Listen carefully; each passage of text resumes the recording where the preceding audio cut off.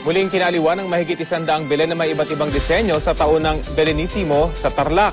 Pero base sa librong isinulat ni Pope Benedict XVI, ilan sa mga elementong makikita sa modernong Belen ay naiiba mula sa original na nativity scene. Balitang hatid ni JP Soriano. Dito sa probinsya ng Tarlac na tinaguri ang Belen Capital of the Philippines, taon-taon kinakarir ika nga ang paggawa at pag-display ng Belen. Simula 2007 hanggang ngayon, taon-taong idinaraos ang Belenismo sa Tarlac. Aims to promote the Bayanihan spirit among Tarlaceños and promoting the art of making Belen. Mahigit 100 Belen na iba't ibang disenyo ang nakadisplay sa iba't ibang bayan ng Tarlac.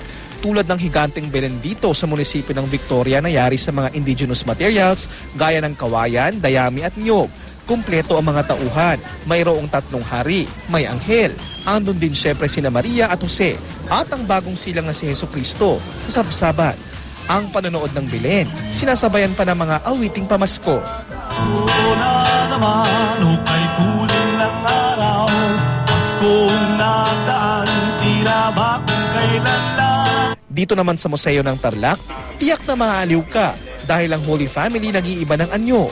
Mayroon ding Filipiniana theme, may baboy sa halip na donkey. Ang isang ito, gawa raw ng katutubong Aita. May Belen din na Mala Fiesta ang theme at fantasy-themed Belen. Bukod sa 3 hari, kasama pa ang 7 dwarfs sa Snow White. Si St. Francis of Assisi ang unang nagpakilala ng paggamit ng Belen o yung nativity scene sa mga Katoliko. Ang unang Belen daw noon, mga buhay na tao at hayop ang ginagamit. Pero ano nga ba talaga ang itsura ng Belen kung pagbabasihan ng nakasaad sa Biblia? Sa isang libro na isinulat ni Pope Benedict XVI, sinabi niyang wala raw hayop sa lugar kung saan isinilang si Jesus. Maaari raw na naimpluwensyahan lamang ang Belen ng hindi kristyanong tradisyon. Sabi ng paring nakausap namin, wala naman daw talagang nabanggit na mga hayop sa Biblia. Ito raw ay naidagdag na lang dahil karaniwang may mga hayop sa mga sabsabat. At nag-iiba raw ang bersyon ng Belen, depende sa bansang nagdiriwang ng Pasko. Later on, naging iba't ibang imahen, tapos nidagdagan na. So, noong una wala pang Joseph and Mary, manger, tsaka yung dalawang hayop. Pero later on, nag-grow na. Sabi pa ng Santo Papa sa kanyang libro, hindi rin totoong kumanta ang mga anghel patungkol sa pagsilang ni Jesus nang isilang siya.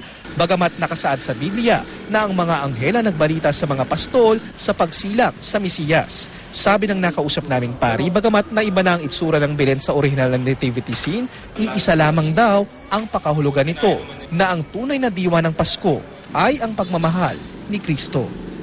Ang diwa ng Kapaskuhan sa ipinanganak na Jesus at ang kapayakan, no? The humble beginning ng ating Diyos dun sa sabsaban. JP Soriano, GMA News.